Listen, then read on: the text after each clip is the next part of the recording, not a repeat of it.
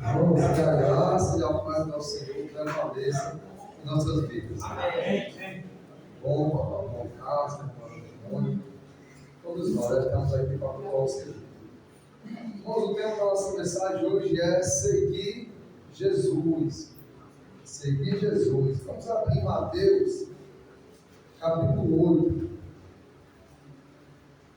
Mateus, capítulo 8.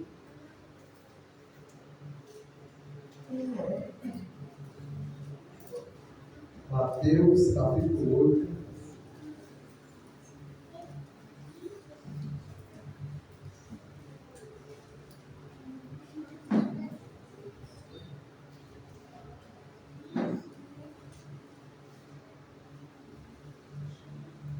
Mateus, capítulo 8, versículo 23. Só o 23, por enquanto.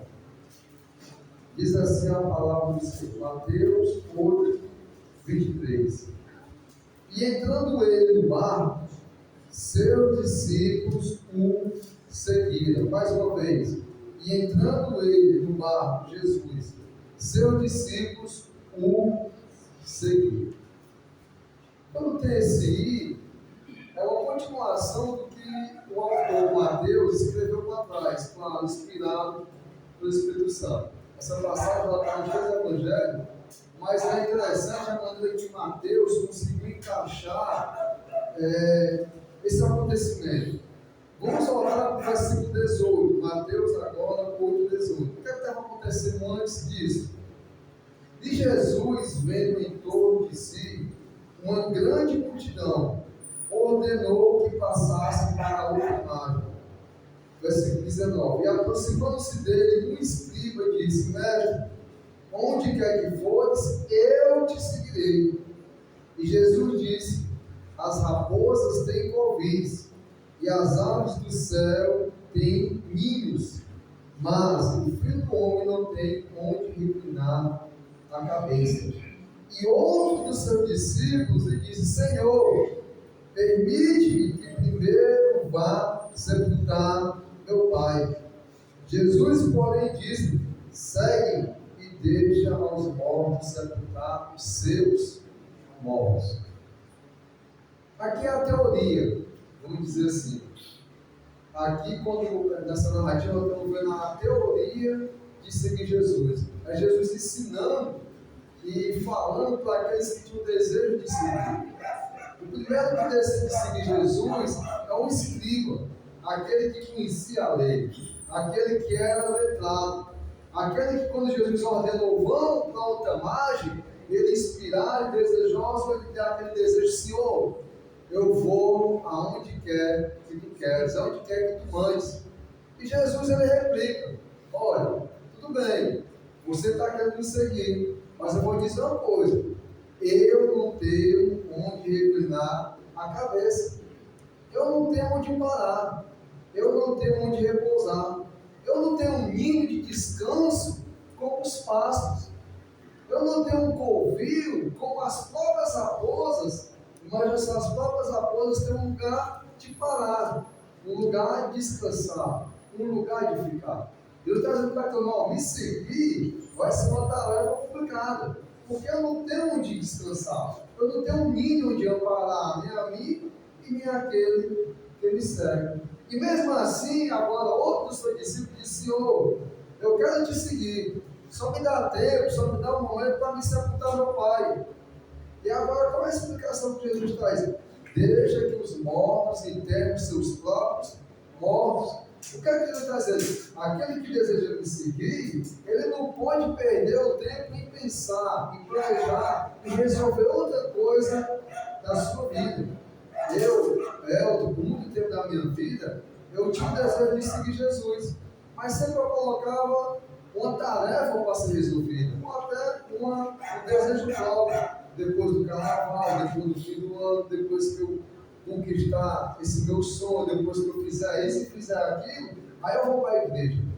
porque eu vou ficar quieto, eu vou estar com uma vida boa, sossegada, e aí eu vou servir a Deus. Mas enquanto não resolver isso, eu vou ficar aqui sepultando meu pai, resolvendo meus problemas, e o meu maior desejo era seguir a Jesus. E quanto tempo eu perdi?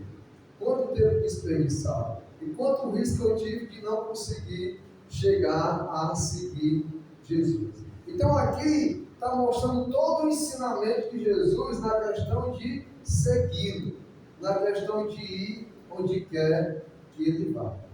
E é interessante que agora o Espírito Santo, o autor, vai mostrar nesse exemplo, nesse acontecimento, na prática, como é que é para seguir Jesus. Agora os seus discípulos, quando entram no barco, na mesma forma de seguir, Jesus entra e, diferente de quando ele ordenou do 18 para ir para o outro lado, aqui não está dizendo que ele chamou. Mas os seus discípulos, ao ver Jesus entrando no barco, o que é que eles fazem? Eles vão, eles seguem Jesus. E entram com Jesus aonde? No mesmo barco. Eles seguem Jesus ali para aquela navegação, para aquela viagem, para aquele momento. E ali parecia ser uma coisa simples. Eram homens que estavam acostumados a dar em barco, não eram homens medrosos. E o mar estava bom. Quando eles entraram, o mar estava tão calmo, que Jesus conseguiu o quê? Agarrar no sono, dormir. Não é que quando eles entraram já estava aquele temporal. Eles entraram no momento propício. Dava para entrar, dava para navegar. E Jesus consegue até dormir. No decorrer dessa viagem, em algum momento, em alguma etapa, veio o quê? A tempestade. Agora na prática, como é seguir Jesus? Nós, quando nos convertemos, às vezes está um momento difícil da vida. Procuramos Deus, a salvação, melhorar a vida, recebemos um estudo, uma visita, e nos batizamos em um momento que estava propício para seguir Jesus. E parecia ser fácil seguir Jesus. Parecia que iríamos fazer algo normal, como todo mundo faz, como aquelas pessoas. Andar no barco naquele momento e ir para qualquer lugar era uma coisa totalmente natural. Parecia que não tinha nenhum problema que pudesse atrapalhar aquela viagem. E na nossa vida cristã? Muitas das vezes, no começo da caminhada e no decorrer, nós tomamos passos e decisões de seguir mais os passos de Jesus. De entrar com Jesus nas favelas para pregar o Evangelho, na casa do meu amigo para pregar o Evangelho, na casa do meu inimigo para pregar o Evangelho, na casa do meu parente, na casa de quem for, e aquilo parece ser sempre uma coisa o quê? Normal. Vai fluir, vai acontecer, porque quem está comigo quem é? Jesus. Os discípulos não decidiram por conta própria pegar aquele barco.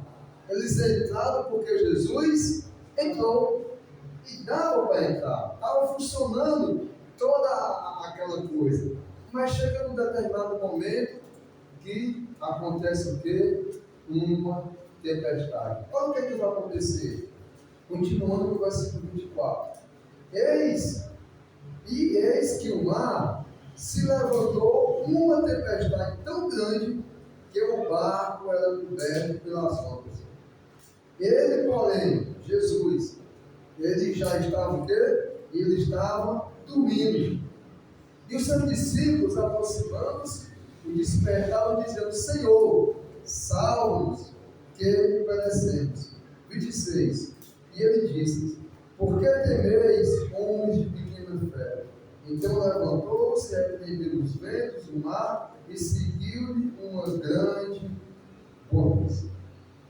A nossa caminhada, irmão, agora na prática, é assim. Eu e você decidimos seguir Jesus onde quer que ele vá, e muitas das vezes entramos no barco com tudo funcionando, tudo acontecendo. Parece que vai dar certo, não vai ter nenhum problema. E Jesus está lá. Por que Deus permitiu aquela tempestade tão perigosa se Jesus estava lá? Por que Deus permite o mal na minha família? Por que Deus permite o mal na congregação? Por que Deus permite o mal na sociedade? Qual o problema se Jesus é conosco? Se Ele está no meio de nós? Se Ele quer trazer para nós a salvação e a vida eterna? Na nossa vida e na vida cristã, vai ser inevitável nós passar por tempestades. Vai ser inevitável, na construção da nossa casa espiritual, vir a chuva, a água e o vento e querer bater quando a nossa casa é edificada. Agora existe um ponto: como é que nós estamos edificando a nossa casa? Aqui no mesmo Mateus onde fala daquele que é prudente, que edifica a sua casa sobre a rocha. Vem a chuva, vem o vento, bate contra aquela casa, mas aquela casa o quê? Não cai. Mas aquela casa sofre pancada. Ela sofre aquele temporal. E aqui, com Jesus e os discípulos, eles tiveram que passar por aquela situação de tempestade. Uma tempestade tão grande que amedrontou aqueles homens experientes. Amedrontou aquela situação. Na nossa caminhada vai ter muito momento difícil, muito momento de tempestade. E foi isso que aconteceu na prática.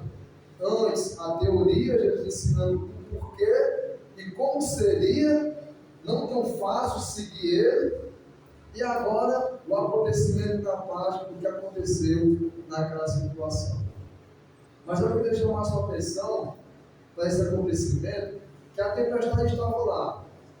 Mas Jesus, antes de repreender a tempestade, o mar e os ventos, quem é que ele repreende?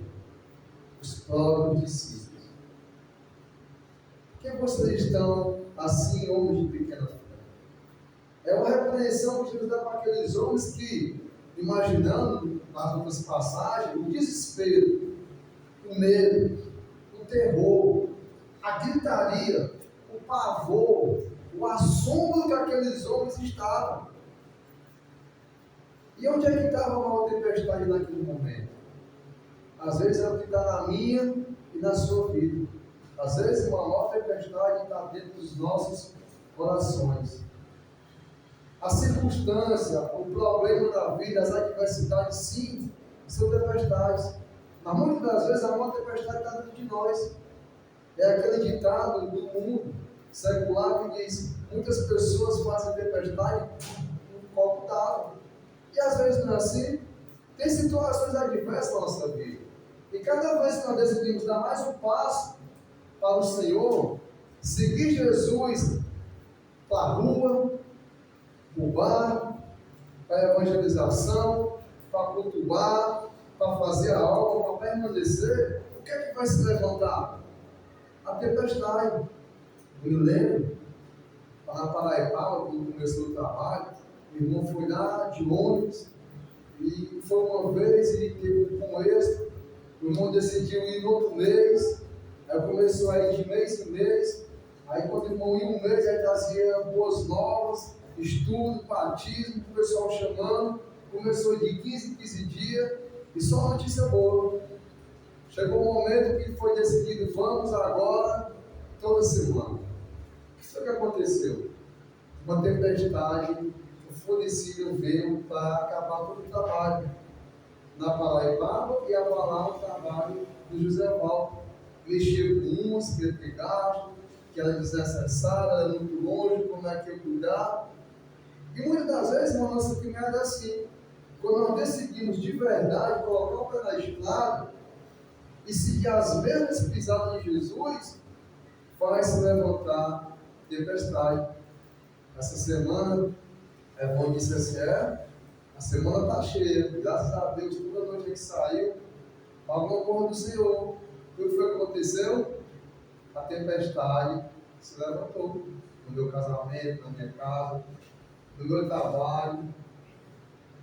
Irmãos, nós não podemos ser aqueles covardes, aqueles tímidos, muitos que nem sequer se batizam, e muitos que quando entram, decidem ter um comodismo e não caminhar, não seguir Jesus, com medo de ir até a cruz, com medo de ir até a morte, com medo de morrer.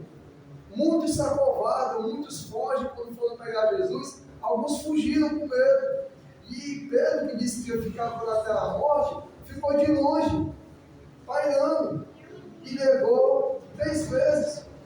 Muitas das vezes, irmão, nós preferimos nos conformar e nem agitar o mar, nem pegar o barco, ficar em terra firme, ficar do jeito que eu estou parado, sem fazer nada, achando que eu vou conservar a minha salvação, achando que eu vou conseguir ir até o fim. Irmão, isso é mentira do inimigo. Não vai acontecer. O conformismo, ficar parado, ser tímido, ser covarde e não caminhar os mesmos passos de Jesus, vai vir a queda mais cedo ou mais tarde. Vai vir uma tempestade longe de Jesus. Uma tempestade que não vai ter um fim feliz. Para esses homens aqui, eles sentados com Jesus, tiveram medo, passaram pela tempestade, mas depois que Jesus repreende eles e repreende a tempestade, a Bíblia diz que houve uma grande bonança, houve uma grande calmaria. Aquele que não segue Jesus, aquele que passa pela mesma tempestade que eu e você passamos, nunca tem o refrigério, nunca tem a abundância, nunca tem o alívio. É tempestade por cima de tempestade. E sabe, irmão, essa semana, pelo passo que nós demos na caminhada de Cristo, e até no local onde nós moramos, a tempestade foi grande, mas hoje, de manhã, na minha casa, eu já senti o quê? Uma grande bonança. Quando eu estava no mundo, na bebida, na prostituição, eu nunca tinha bonança. Nunca passava pela tempestade. Era muito difícil.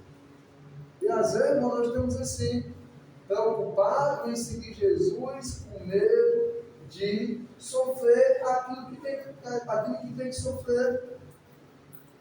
Às vezes, participando de muitas das noites, quando a gente ia organizar um evento, sabe, às vezes de mulher, de próprio homem, né? Em muitas situações, ela tipo assim, não, vamos fazer encontro de 1h30, não pode passar disso, porque senão não fala. Mas antes tinha umas 4 ou 3 reuniões, de 2, 3 horas, de discussão, de problema para saber o que é que ia comer, como é que ia se sentar, como é que ia no banheiro, como é que ia resolver.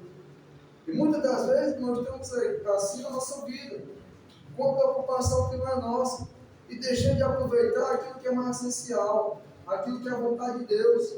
Estar no barco, estar com Jesus e saber que estando com Jesus vai vir a tempestade, vai vir o vendaval, vai vir a chuva, mas depois de tudo isso, eu lá, do lado de Jesus, quando eu clamar, quando eu replicar, Ele vai me repreender, Ele vai ver a minha pequena fé, mas Ele vai me dar bonança, Ele vai me dar calmaria.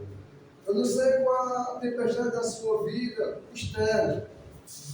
Eu não sei qual é o seu problema, a sua tempestade. Se é no seu casamento, se é no seu filho, se é no seu trabalho, se é na congregação, se é com os seus inimigos. Eu não sei qual é a sua tempestade. Mas que essa tempestade não invada seu coração. Ele deixe desesperado ao ponto de desacreditar, ao ponto de não saber o que é que faça. Porque isso, irmãos, é o perigo do desespero.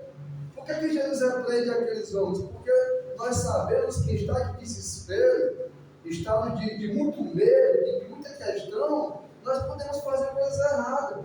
Nós podemos, como diz o ditado, até se precipitar e pular fora do barco, abandonar, fazer com que não aconteça.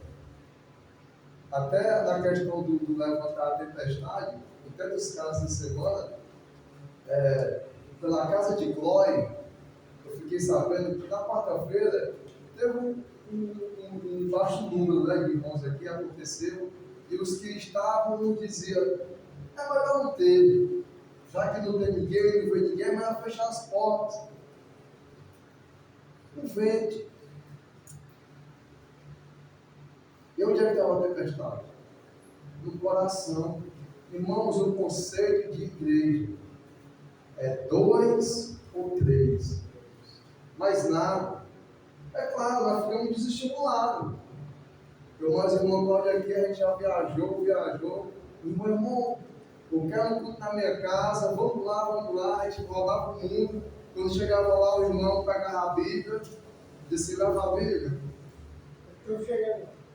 Aí o pai disse que a mãe mandei para nós se converter.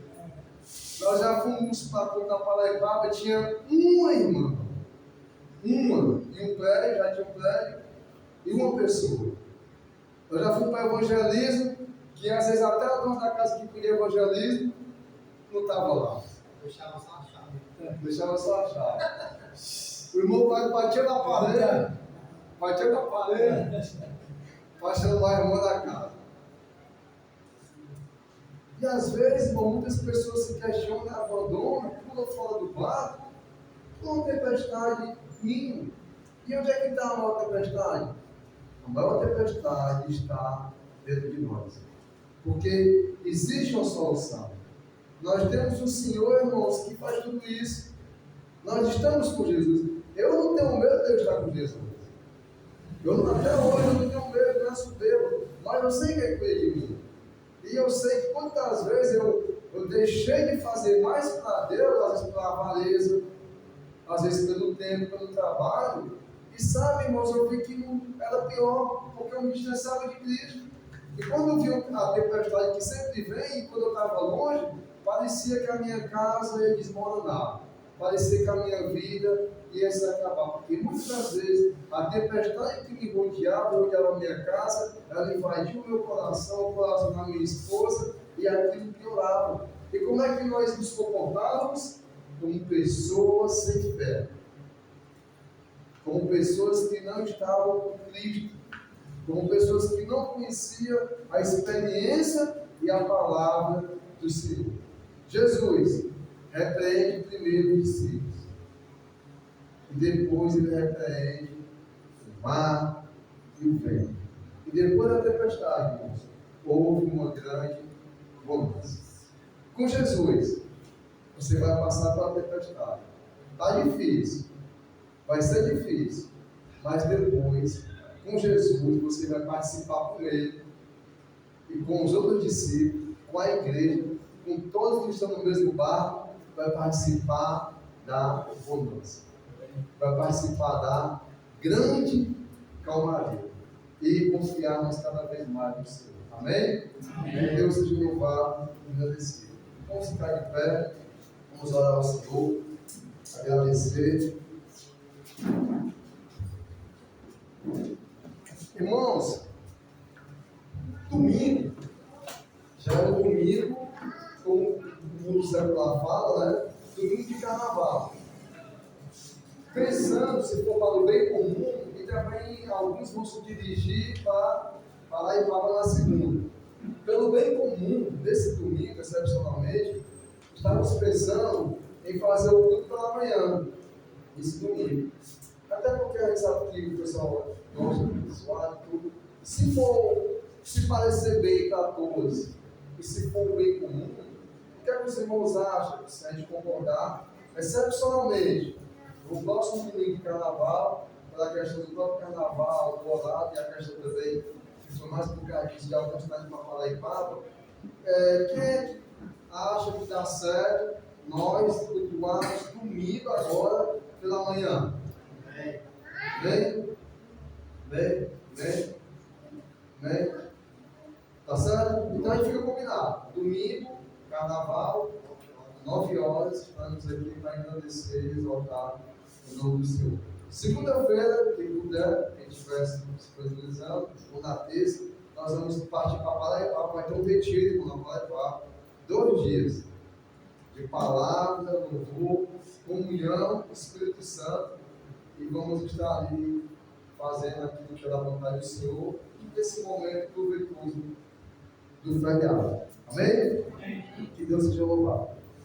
Santo Deus, amado Pai, Deus Todo-Poderoso, Deus Soberano, eis-nos aqui, Senhor. Nos ajuda, Senhor Deus, a não sermos covardes e te seguir, Senhor Deus, aonde quer que tu vás, Senhor Deus. Nós temos, Senhor, e até já praticamos, como o próprio Pedro, que decidiu ir contigo até a morte, Senhor Deus, mas no momento ele não teve força, não teve coragem, Senhor Deus, e te renunciou por 3 vezes. Mas, Senhor, que possamos ter um coração assim de arrependimento. Nós vemos, Senhor Deus, esse mesmo Pedro, lá na frente, como apóstolo, como presbítero, animando os irmãos que estavam dispersos, dizendo para aqueles irmãos que era grande coisa passar por grandes tentações. E esse mesmo Pedro que foi mártir, esse mesmo Pedro que nós não temos na Bíblia, Senhor Deus, mas nós sabemos que ele morreu por amor do teu nome.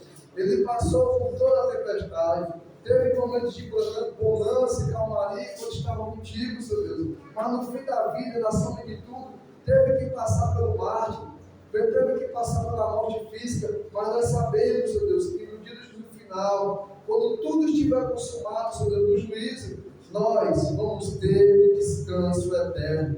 Nós vamos ter, Senhor Deus, uma abundância na tua presença para todo sempre. Nos encoraja, nos dá força e nos dá ânimo.